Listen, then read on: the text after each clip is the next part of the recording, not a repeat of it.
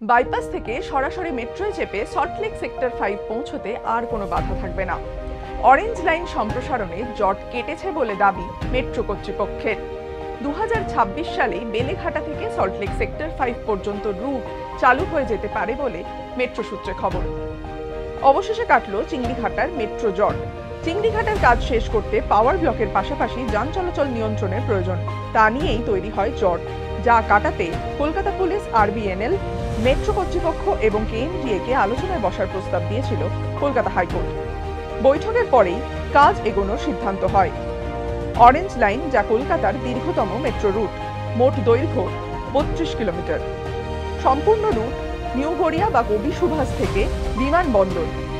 বর্তমানে পরিষেবা চালু রয়েছে নিউ গড়িয়া থেকে বেলেঘাটা পর্যন্ত, যার দৈর্ঘ্য 10 কিলোমিটার।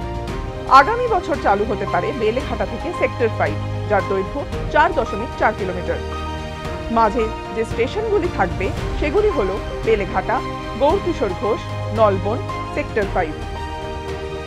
অরেঞ্জ লাইন সেক্টর 5 পর্যন্ত সম্প্রসারণের পর তা জুড়ে যাবে গ্রিন লাইনের সঙ্গে। ফলে বাইপাস থেকে হাওড়া বা শিয়ালদা স্টেশন পৌঁছানো অনেক সহজ হবে।